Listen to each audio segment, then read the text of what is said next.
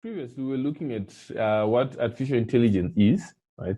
So now we're going to introduce artificial intelligence based on the concepts of this module and the boundaries and the guide of this module, right? So we are going to be looking at agents and environment, and we're going to look at a definition for this, right? So an AI system consists of two parts, right? We have one that is called an agent, and the other that is the environment that it operates in, right? So what happens? We have got this flowchart depicting that an agent, right, takes input as percepts, right? So whatever input it can take from the environment. If you look at human beings, right? We've got 5 percepts that we have. We can see, we can smell, we can taste, the sense of touch, and we can hear. So those become our percepts to the outside environment. That is how we interact with the environment, right? So we get information from the environment. So this information from the environment is passed to the agent, and this is done through the sensors. So the sensors are for a human being will be the eyes, will be the ears, will be the nervous system in general, and to be the nose, right? So that is, or those are the sensors, right? And then over here on this question mark, right, is what we see as, or what is the brain of the agent. This is the decision-making portion of the agent, right? And once the agent has made a decision, the agent is going to effect an action onto the environment, right? So as a human being, think about it. You see through the eyes, you see an obstruction in front of you. What do? You change your direction is to avoid that obstruction, right? So the actuators are the elements that in fact make you perform an action. So if you're going to change direction, the legs are going to do it. So the legs become the actuator. So this is what artificial intelligence is all about. It is about an agent that is interacting with their environment, right? So an agent, right, can be seen as something that perceives and acts in an environment. Anything that can perceive and act on an environment is called an agent. And then we also have an agent function defined, right? So what does an agent function do? It specifies the action to be taken by the agent in response to a percept sequence. So an agent function specifies, right? So the part that is responsible for specifying a response is the agent function, right? Then we also have a performance measure, right? So you want, ideally, if you see an obstruction and you fail to move in time, right, and you go and you hit the obstruction, right? So you are going to maybe by this age, not consciously, but you're going to evaluate and see, how did I behave in this scenario? Was it appropriate, right? Because you're now feeling pain, you can say that, oh, well, it's not appropriate. So next time, I have to do better to avoid, right? So you learn from the experience that you have had, right? So in terms of a performance measure, right? So agents also have what we call a performance measure. So it is responsible for evaluating the behavior of the agent in an environment, right? So what is this evaluation you're talking about? You are sort of creating a scorecard, if you want, right? Was this behavior acceptable? Was it not acceptable? Right? So over that, we build a scorecard.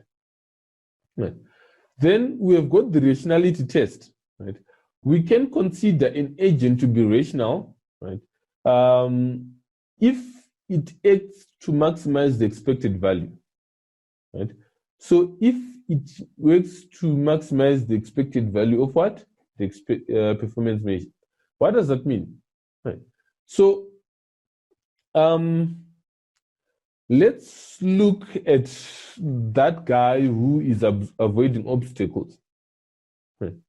So a rational agent, if we say if you avoid an obstacle, you get plus 10. If you hit an obstacle, you get minus 10. Let's have it as a scoring system like that.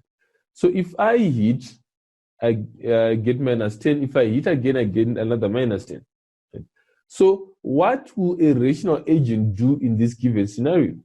A rational agent will seek to maximize the expected value.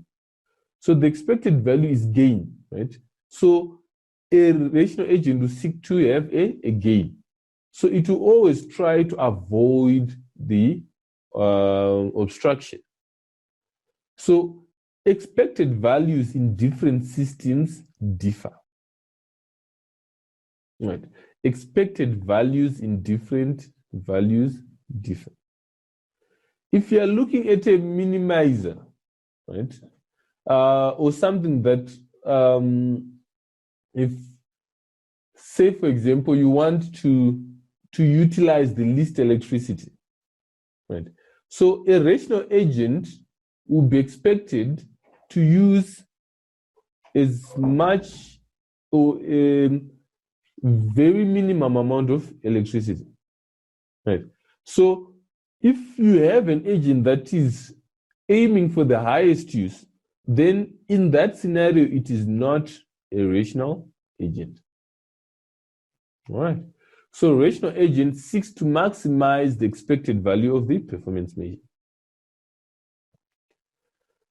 Now, we have an environment, right? So in task environment, if we want to specify a task environment to say this is the environment where we are going to be performing our task, right? We should have an ability of measuring an action that has been done in that environment. Right? We should have an actual environment, and we should have actuators and sensors. Right? So if you want to look at the feasibility for designing an agent, what do you need to do first? Do I have existing sensors that can do this? Do I have existing actuators? Or can there be sensors for doing this? Can there be actuators for doing this? Right. Then the environment. Let's look at the environment. And then we look at, then we are going to look at the performance measure after we look at all the others. So for example, if you wanted to design something that operates or that looks to observe what happens at the core of the earth, right? Do you think that a mechanical arm is the way to do it? Right? Obviously not, because the sensors that you are putting and the actuators that you are putting are not compatible with the environment. Right? Put metal in lava, it is going to melt as well. So it is not a good way of observing, right?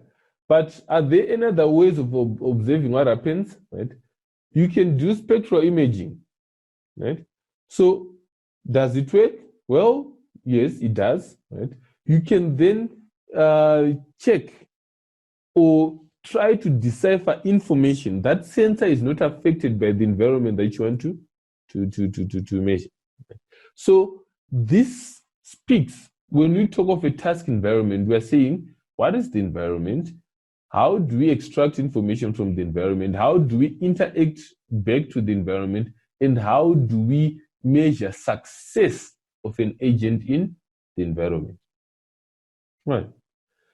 Now, let's look at different task environments that we can have.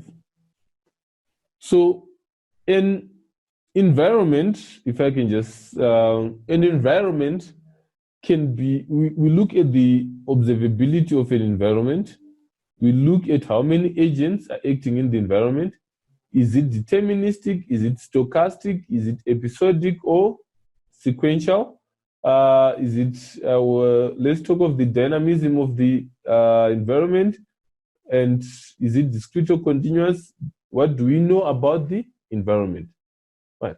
So each and every one of these have got a role that they play in the environment.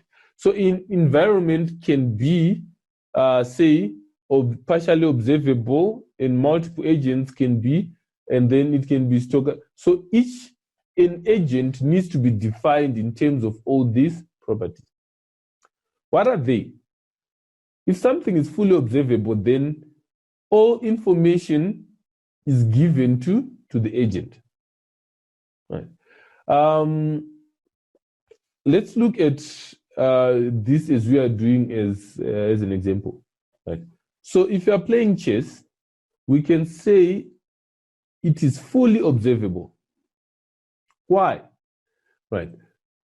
You have got your pieces, you have got access to your pieces, and you have got access to your opponent's pieces. So you can, as much as you are devising a strategy on your end, you can also predict the moves of your opponent. So all the moves are available to you. So it is fully observable. Right. Something that is partially observable, say poker. Right. Why? So poker, you have got the deck. All the cards on the deck are available to everyone, and the only other cards that you see are yours. Right. So say there are 15 cards, right? You have got 2, there are 3 on the deck. The other 10 you don't have access to. So you have bits of, or you can see only a part of the environment, right? So it is partially observable. Something that is unobservable, you totally have no information. So generally, you don't want to deal with unobservable scenarios because there's no expectation. So you need to at least gain knowledge before you start interacting with the environment. Right. So agents, we say you have got a single agent when only one agent is acting there, right? So when someone's playing a crossword puzzle, there's only one person who's filling it. Chess needs 2 people to play, right? So you have got multiple agents there, right? Poker, you can have multiple people playing. If you are driving, right, you have multiple agents, right? You have you driving your car, you've got other driving in the same environment, other drivers in the same environment as you. But deterministic, right? Deterministic. So when we talk of deterministic, what exactly are we talking about? So determinism speaks to a way of doing things, right? Where one way, right? If I take this path, it should lead to one output, right? One action repeated leads to the same output. If we are talking of determinism, I'm saying I can reproduce this same action in 10 different scenarios. It will lead to the same output. So that's determinism, right? So in chess, right, you can reproduce a chess game, right? Right. In poker, can you reproduce the exact same poker game? Very unlikely, right? So if you had a hand that won you a game the previous time, it is not necessarily going to win you a game the next time. Driving, right? So last time you hit the brakes to avoid an accident. Does it mean if you hit the brakes today, you're going to avoid an accident? No, it can lead to a different thing. Right? So that's determinism and stochastic. Then we've got sequential. Sequential says this action that I've done leads to the next action that I'm going to do. Right? This action that I've done has got a direct bearing on what's going to happen next. So if you look at a crossword puzzle, right, if you put a word across, right, and then we've got another word going down, this word is going to have a direct bearing over here. Right. In chess, if I play a move, it has a direct bearing as to where the game is going to go eventually. Right. If I'm driving, right, and I hit the brakes, right, this affects the driver behind me, or if someone hits the brakes in front of me, it affects how I'm going to react as well. So it is sequential. Right? So let's look at something that is episodic. So episodic just simply means after doing an action, right? Think of it this way: after doing an action, all memory is lost, right? The next action is independent of the previous one. Right? So there's no relation between this action and the next. So if you look at a part picking robot, right, its job is to pick a part. So the fact that it did not pick, or it picked part X now, does not affect its decision to pick the next part. Right? So it is episodic. It deals with an episode. All it knows is I've picked a part, I've delivered. Now I need to go pick another part and deliver. All right. So that's what episodic refers to. A static or dynamic environment. So a static environment is one where the environment does not change, right? Where the environment does not change. That's the first part. Now, the second part is the environment should not change during the period that a percept is received by the agent and the agent or the agent performs an action on the environment. Right. So, as a rule of thumb, AI systems, right, do not take in new percepts whilst they are thinking. Right. I'm not sure if you've ever run your machine, your computer, to an extent where it starts putting that red circle on the screen. Right. So you have exhausted all the memory elements, right? And it is not going to perform any other action. It is not going to take any other input up until some memory has been freed. Right? So that is the exact same thing. Right? So a static system is one in which the environment does not change while the agent is deliberating. A static environment is one that does not change whilst the agent is still deliberating on an action. Right. So static environment, the environment can change, but it just doesn't need to change whilst the agent is still deciding on an action. Then we've got a dynamic environment. So that one can change whilst you're still thinking.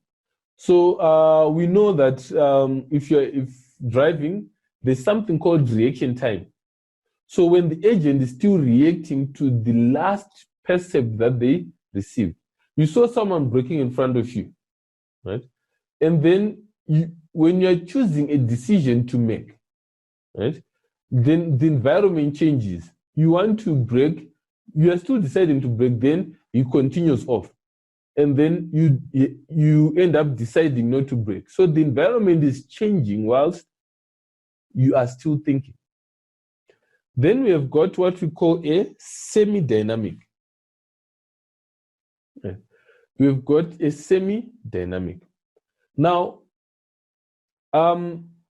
if you look at someone who's playing chess with the clock, right, If someone is playing chess without a clock, that environment is static. If someone is playing chess with a clock, right?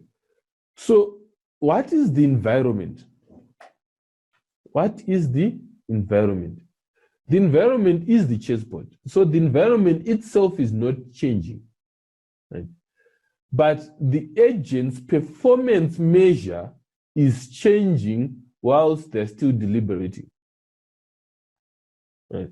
So if you're playing chess with the clock, you see that you can lose, right, by time running out. So the performance measure of the agent is being affected by the clock. The environment itself is not changing. Right. Then we've got a discrete environment, discrete and continuous. If you can put a number to it, or in chess, you can put the number of all possible moves someone has, right? There can be 1,000,000, but you can put a number to it, right? We have discrete. So as long as you can put a number, or as long as the number of options, as long as you can put a number, right, to the possible actions in an environment, then you can say it's discrete. But a continuous one, there are infinite possibilities. When you're driving, right, prediction, if prediction does not work, right, I know modern day prediction is developed, is evolved, but if you cannot pre-plan everything, then consider it a continuous environment, right?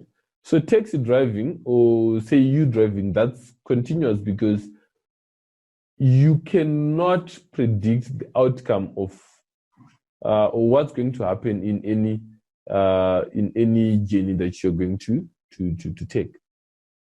All right. So those are the parts of the environment. For each environment, you can have it as observable. You can have agents, agent determinism, static or dynamic, episodic or sequential, discrete or continuous. All right.